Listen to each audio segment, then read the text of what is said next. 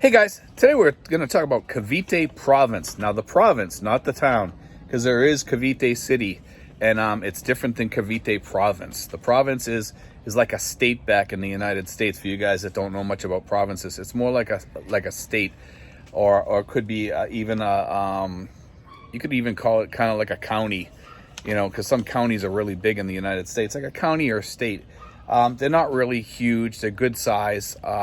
But anyway, I want to mention the towns that are in Cavite Province so you have a rough idea what's in Cavite. And you might be surprised because it includes some towns that are really close to Manila, and that's part of the draw to these towns. Now, granted, some of these are beachfront towns, but the beaches are not as nice as other sections of the Philippines. But the draw here is that you're close to Manila. Okay, and there are resorts with pools, and there are some places. You are close to Batangas too, and we're going to get into that after I mention all these towns here.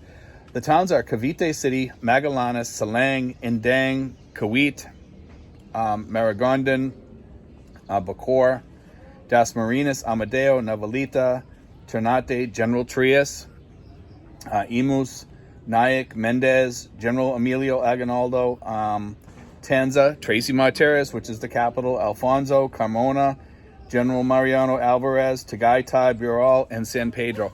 Now, all these towns have different things that they offer. Some towns are really built up. There's a lot of traffic. There's a lot of pollution. They're not as nice. They're kind of grungy or dirty. And then other places have a lot of services, and they're clean. They're nice.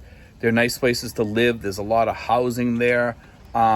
Low-cost rentals are in this area, more so than probably a lot of the other provinces, unless you're really, really secluded where the place has nothing to offer.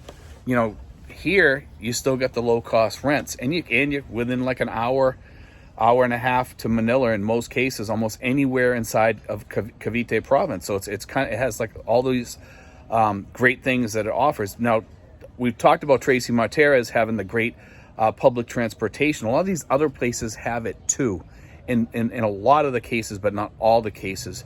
You can get buses very easy, you can get jeepneys easy, tricycles easy, and you can also get the shuttles fairly easy. You just got to find the central location in your town that offers these rides. Now, Tracy is really good because Walmart has both the shuttles down there, and they have the buses down there, and they have the tricycles, and the jeepneys always go by there on their way to Dasma or, Mangahan or General Trias, wherever you're going. They can go to Imus or some of them go over to like Indang or whatever. There's a lot of places you can go, and it's very easy. And the great thing about Cavite is you're not that far from Batangas. Batangas is right next door. Depending on where you are in the province, it might be a 10-minute ride, or it might be an hour and a half ride. And the same goes from Manila and all that. And going to the airport, you're fairly close. And the other good thing is, if you need to get to a good hospital, you're usually about an hour and a half away, 2 hours most if there's a lot of traffic or whatever. And and in the middle of the night, you can get there a lot faster. And also we have great hospitals here also in this area in Cavite Province. We have a lot of really good hospitals, a lot of places that you can go to, and it's cheap to stay at these hospitals. It's not that expensive. You just get a good Pacific Cross plan or something like that. So if you get sick or you need some help or something like that, you just go check in, and boom, you're all set. You're all ready to roll. But anyway, I want to talk a little bit about that because a lot of expats are choosing Cavite Province now.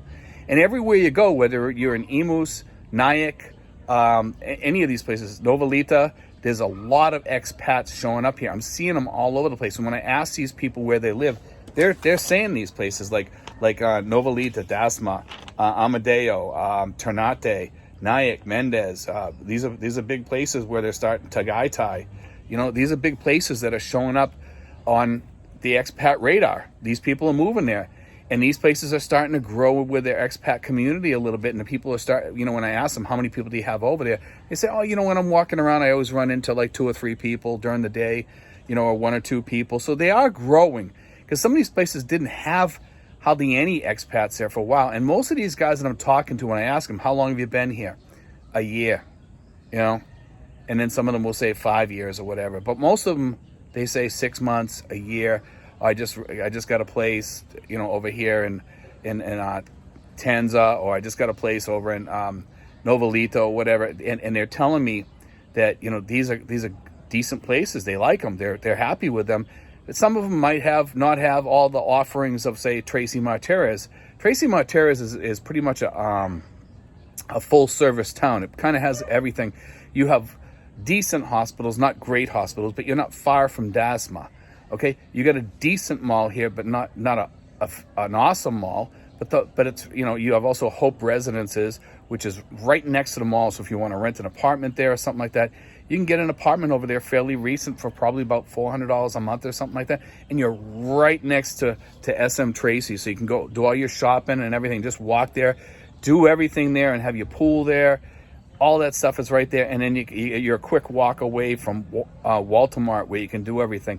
And a lot of these other places, like I'll say, like SM Dasma, or some people call it Pala Pala, over there.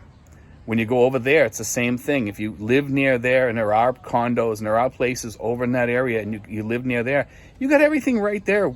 If it's not walking distance, usually within tricycle distance or whatever, or a jeepney or whatever, it's really, really close, and it's kind of nice to have all that. So for you guys that are out there that are looking for a decent place, and you want to find a place that's close to Manila, maybe because of number one, the airport, number two, VA, maybe because you just want to be close to Manila, just in case you have to get out of here quick or whatever. In today's world, I think the best thing to do is choose to be in a place close to Manila. God forbid something happens here, and we don't know what's coming in the future. And I don't want to be Debbie Downer or be the guy that's trying to scare everybody, but the way things are going in the world, I think we have to kind of look at everything and keep that in the back of our mind that, hey, if this happens, I might have to get out of here fast. I'm not saying everybody's going to leave, because some people will stay, some people will leave. I'm not sure what I'm going to do if things hit the fan around here. I'm not sure. I mean, recently we just had some. I guess he's coming today or tomorrow. I think he's actually here now. Maybe it was in the news just recently that somebody from China has come to talk to the government here and trying to get them to switch away from the U.S. And that's kind of scary when you read that in the news, that because it scares me, because the fact is they're entertaining it. They're actually going to listen to this guy, and that kind of scares me about that fact. And I'm hoping that they stay with the U.S. and they don't let because China has ways of coercing people or threatening people or what have you. I hope that every country that has to go through this doesn't get coerced because of money or threats or what have you. It's just kind of scary when countries do that. And China has a way of having some leverage with countries. And we've seen that with the Solomon Islands and some other island countries and stuff, with loans and everything. And all these loans are going bad because they loan them so much money that there's no way in hell they can pay these loans back.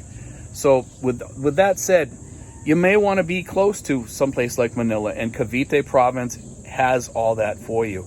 And you can usually get up to Manila really, really fast. You can get up to Manila really, really fast, and you can get out of Dodge, and that's the best thing about living in this province. But also there's other places up above here, up near Subic and places like that, but it's more expensive, it's different.